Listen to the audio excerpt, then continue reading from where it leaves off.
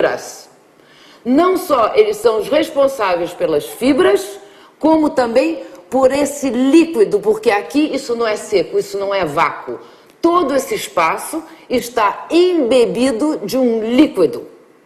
E este é uma das coisas mais importantes que nós temos que ter em mente, tá? E para vocês verem como o meio ambiente, então, essas fibras e esse líquido fazem parte do meio ambiente celular. E esse meio ambiente é tão importante que 80% das nossas células, meus queridos, são fibroblastos. 80% das nossas células estão aí só para cuidar do meio ambiente celular, tá? E todo o processo do envelhecimento e tal são essas fibras que começam a se degradar. E este líquido também. Bom, então, a coisa mais importante desse nosso aquário, já descoberto por Claude Bernard, que aqui temos um aquário meio aquoso, é a limpeza do líquido. Quem tem um aquário sabe qual é a única preocupação que tem que ter com esse aquário? Limpar a água e limpar o vidro. Quer dizer, então, o vidro sendo a estrutura, que seriam as nossas fibras, e limpar essa água. Por quê? Senão o animal que está lá dentro não pode sobreviver. Então, a mesma preocupação nós temos que ter em limpar este líquido. E por que isso acontece? Como isso acontece? Pelo sangue, o sangue vai nos trazer aqui nutriente e oxigênio. É pelo sangue que o nutriente e oxigênio entra no nosso organismo e vai desaguar neste líquido extracelular. Igual a gente dá água, a comida para peixinho. E é nesse meio ambiente, nesse líquido extracelular, da onde as células vão tirar o nutriente e tirar o oxigênio. Depois disso, a célula usa esse nutriente e oxigênio e tem os resíduos metabólicos que ela vai expelir. Igual o carro usou a gasolina e vai sair na descarga do carro. E aí, então, as células vão soltar um lixo ácido para este líquido extracelular. E quem tem que limpar esse nosso líquido extracelular é a linfa, que infelizmente não está se dando a devida atenção. A atenção que ela merecia, porque é ela que está desintoxicando o nosso organismo. Acontece que o sangue tem um coração para bombear a corrente sanguínea, mas a linfa não tem um coração que bombeia. A linfa depende do nosso exercícios, nossos movimentos mecânicos para bombear. E a linfa também, ela é mais grossa do que o sangue. Ela é tão grossa e quando ela vai ficando tão espessa e tão poluída, o que acontece? Nosso catarro. Quando a gente solta um catarro da tosse, isso é a linfa que já está ali e como o duto linfático aqui, a gente vai para o pulmão e solta para fora. Então, a linfa, ela é já grossinha, ela é oleosa. Tanto é também que as vitaminas lipossolúveis, as que são diluídas em gorduras, que são a vitamina A, a vitamina E, a vitamina D, todas elas flutuam pela linfa, tá? Então, essa linfa, coitada, é que tem que chupar esse lixo ácido que está aqui fora. E a linfa já é grossa. Imagine se esse líquido começa a ficar desidratado. O que acontece? A linfa não consegue chupar. E aí todo esse lixo ácido, sabe o que vai acontecer? Vai ter que se botar num depósito de lixo. Sabe qual é o depósito de lixo no nosso organismo? São as cartilagens. Por quê? Porque não tem vaso sanguíneo nas cartilagens. E ela vai para lá ficar com um depósito de lixo esperando que à noite a gente alcalinize, a gente fique relaxado e esse lixo ácido possa sair. Só que a gente fica cada vez mais ácido, está cada vez mais hidratado, então esse lixo ácido obviamente vai começar a comer as cartilagens, que é a causa, né, das artrites, das artroses, do desaparecimento da nossa cartilagem.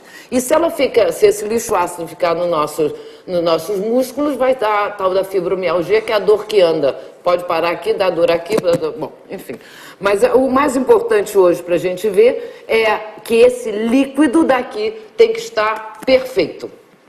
Bom, então os líquidos extracelulares, as características específicas são 3. Ele tem que ser aquoso, só que ele tem que ser também gelatinoso e ele tem que ser mineralizado.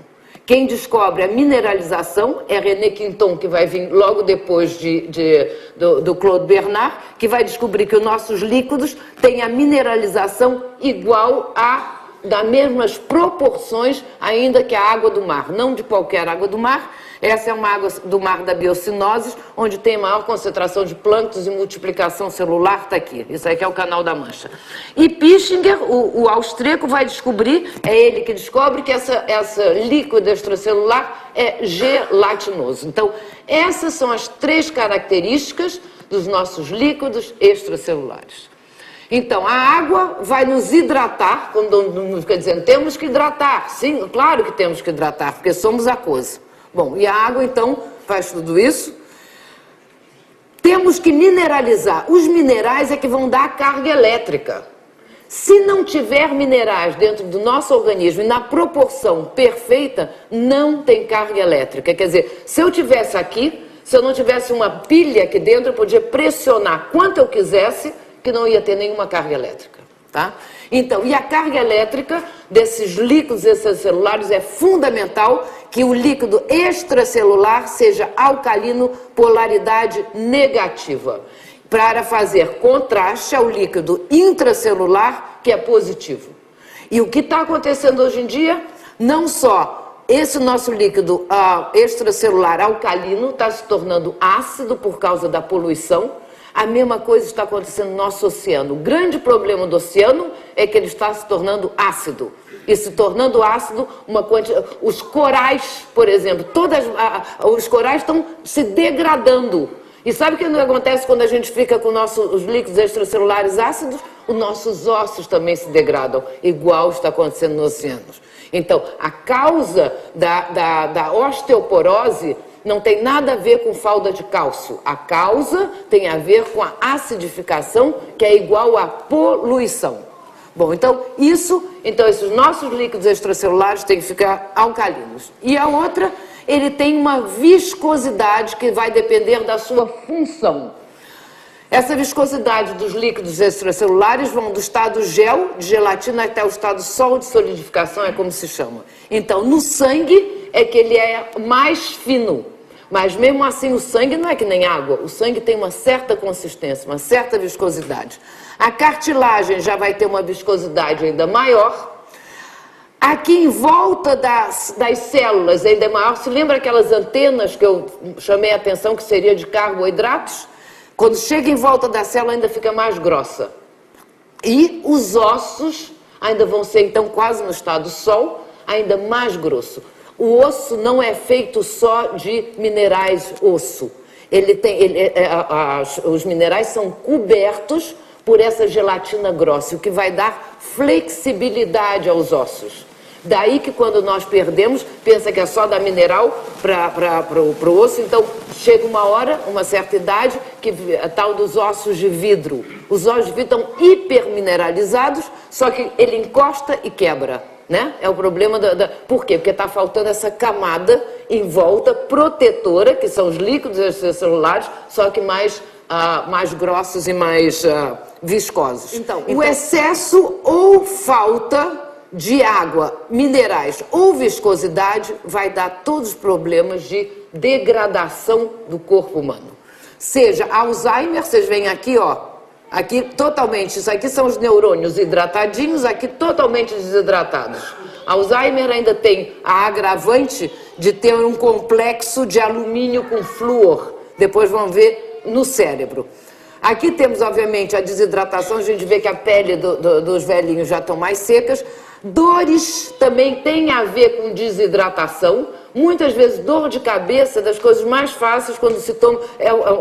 enfim, um dos processos de acabar uma dor de cabeça é hidratando, tomando água. Algum dia alguém que tenha dor de cabeça, experimenta dar um bom gole d'água e ficar com a água na boca. Vocês vão ver que vai diminuindo, depois obviamente que vai embora. Mas para você ver a relação que tem com a desidratação, com a dor de cabeça. Aqui eu tenho uma calcificação, mostrando vocês a calcificação da artéria, exatamente por excesso de cálcio e também a junção de cálcio com flúor. Enfim, a calcificação da artéria está sendo um dos problemas, porque entrou essa moda, tem que tomar cálcio, e o excesso